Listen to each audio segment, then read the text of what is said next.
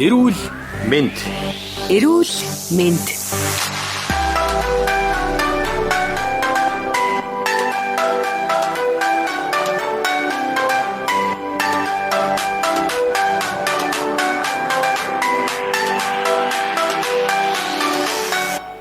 Чих хамар хоолойн дурангийн оншилгоо.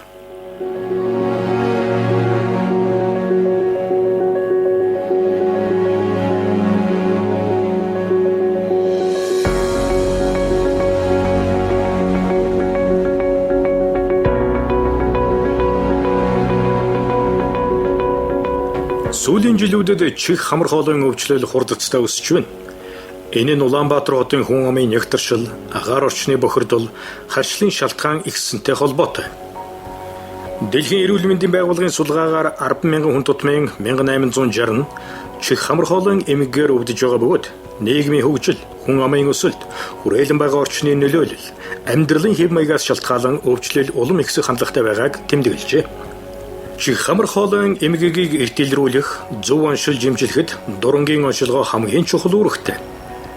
Ингээд та бүхнийг Грандмед эмнэлгийн чих хамар хоолойн тасгийн эрхлэгч, анагаах ухааны магистр, тэргүүлэх зэргийн эмч Цэнцүрэнтэй уулзуулъя. За чих хамар хоолойн зөвөртэй хэн нэгэн үйлчлүүлэгч аль нэг эмнэлэг тандахад бол бид ихэнхдээ чих хамар хоолойн дурангаар оншилдог болсон. Тэгэхээр энэ дуран бол ямар нэгэн аюулгүй, өвдөлтгүй, оншилгооны өндөр ач холбогдолтой.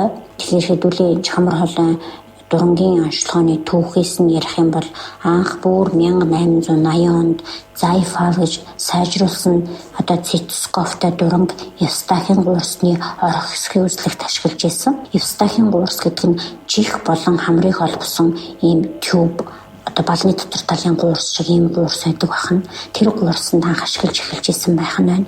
За ингээд Хирш маань 1901 онд бүр ийм 4 мм-ийн диаметртэй дурангаар хамрын дунд жим болон зажуур хөндийг шинжлэхэд хэрэгжилж исэн.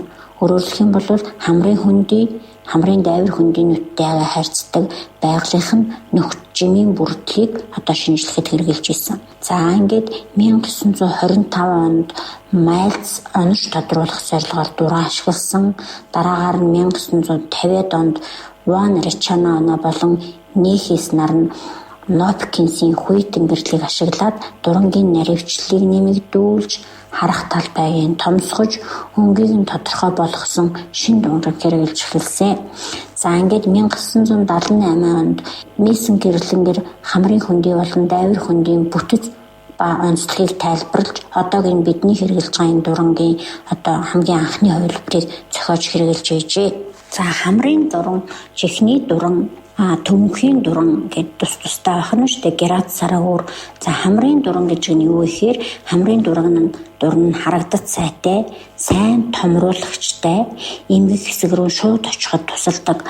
Үр дүнд нь шинжлэгч илүү тодорхой нарийн оншийн үнэлгээ олж авдаг. Тиймээс сүүлийн үед дуран нь хамар дайвын хөндийн зөвөртэй үйлчлүүлэгчийн хаалгааны өмнөх, дараах бүх төрлийн эмчилгээний төлөвлөгөөнд хамгийн чухал үүрэг гүйцэтгэдэг болсон. За хамрын дуран нь 0 ба 30 градусын дуранг бид нэр хэрэгэлдэг бөгөөд зөвхөн ингээд ямар нэгэн хамрын эмгэг зөвөртэй хүмүүст дурандаж оншилохоос гадна хамрын бүх төрлийн хаалгаануудыг, хамрын амьсгал сэргийх бүх төрлийн хаалгаануудыг, хамрын таславч тэгшлэг, самалдаг тайрах, тэгээд дайвар хөндийнүүдийн өрөвслийн үед буюу гамерит синуситийн үеийн хаалгаануудыг бол дурангаар хийдэг ийм ач холбогдолтой.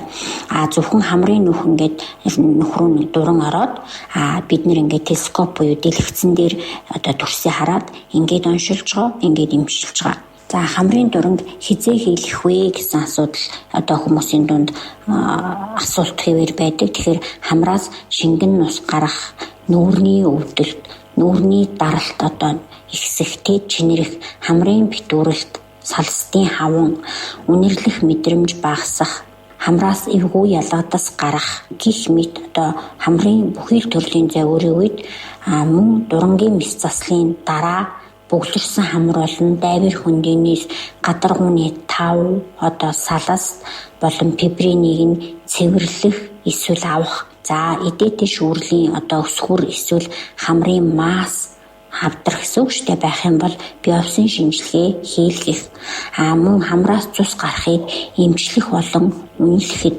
хамрын гадны биетийн эмчилгээ болон үнэлгээнд хамарт гадны биет ихтэй хүүхдүүд хийцэн биш гэдэг штэ гэх мэт тохиолдлуудад бид нэр онцлогоо болон эмчилгээний зорилгоор хамрын дуран хэрэглэдэг.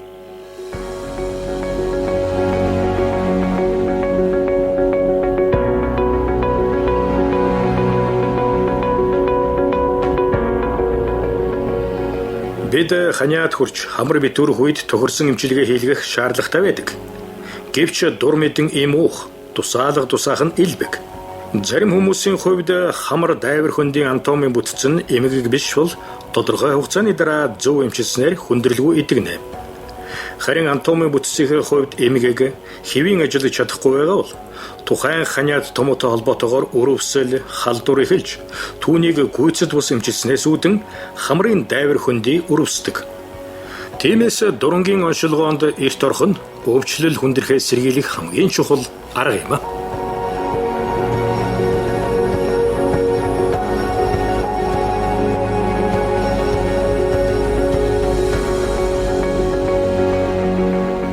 Хоолой залгуурын эмгэгэнд хоорондоо ижил төстэй шинж тэмдгээр илэрдэг тул нарийн мэрэгжлийн эмчид хандаж ялган онцлуулах нь чухал.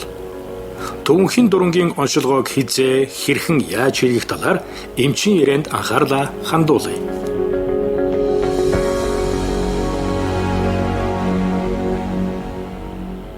Төвөнхөд бол бид 70 градустай дуран хэрэгэлдэг мөн онцлогоо эмчилгээний зорилгоор хэрэглэнэ.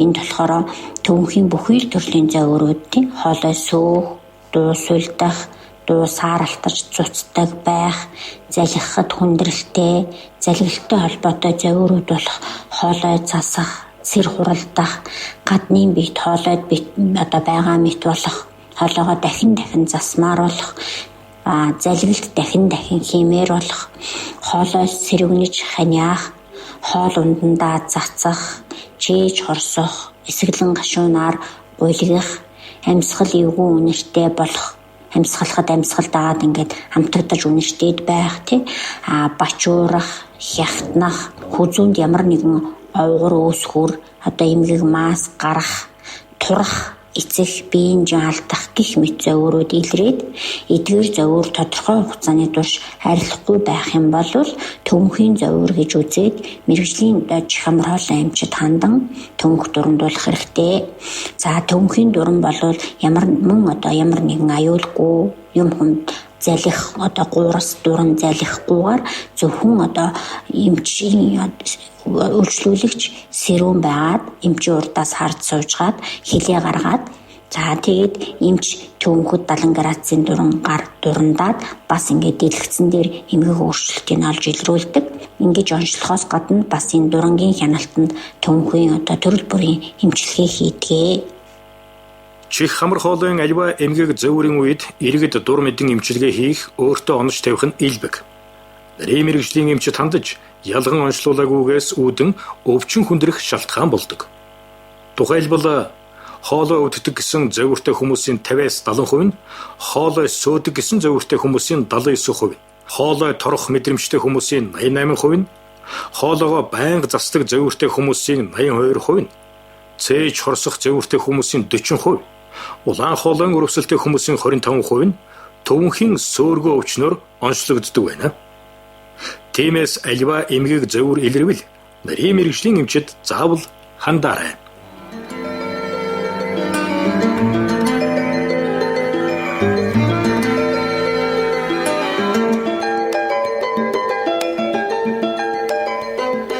Сүүлийн жилүүдэд иргэдийн дунд сонсгол буурах, дүлийн ирэх зэрэг чих сонсголтой холбоотой эмгэг зөвөр ихсэж байна. Энэ нь чих хамар хоолойн өвчлөл, чихвчний буруу хэрэглээтэй холбоотойг мэрэгжлийн эмчнэр сануулсаар байгаа. Энэхүү өвчнийг оншилж эмчлэхэд чихний дуран оншилгоо шаардагддаг.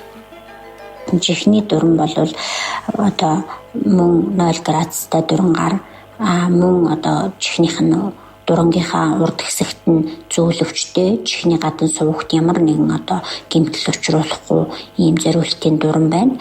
Бид нэр чихний дуранг мөн чих өвдөх, сонсгол сулрах, чихнээс булаг гарах тэнцвэр алдагдах, хамар битүүрэх зэрэг олон төрлийн чихний эмгэг өвчний үед эмчит хандан чихээ дурамдуулах шаардлагатай.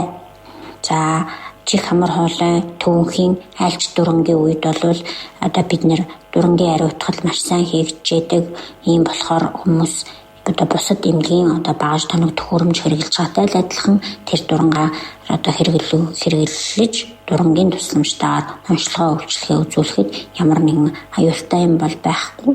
Мөн таны биед байгаа ямар нэгэн эмгэг процесс явагдаж байгаа түүнтэй холбоотой анхны шинж тэмдэг илэрж байгаа нөхцөлд энэхүү дурангийн онцлогоо хийлгэснээрээ та аливаа нэгэн эмгэгийг эрт илрүүлэх одновчтой арга хэмжээгээр давхуулах зэрэг ач холбогдолтой. Гранд-Мед эмнэлгийн чих хамар хоолойн тасгийн эрхлэгч анагаах ухааны магистр тэргүүлэх зэргийн эмч Цэнцэрэн ярьлаа.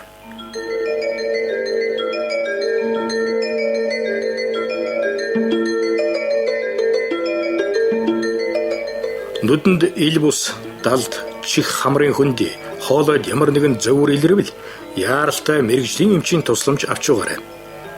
Эдгээр эрхтнүүд нүднээс далд учир тоохгүй өнгөрч хэрхэвч болохгүй.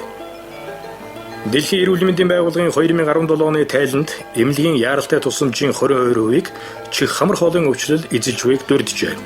Мөн дэлхийн хүн амын 30% нь чих хамар хоолойн эмгээгээр өвчлсөн бөгөөд ялангуяа хөгжиж байгаа орны иргэдийн дунд чих хамар хоолойн өвчлөл жилээс жилд нэмэгдэх хандлагатай байгаа гинэ.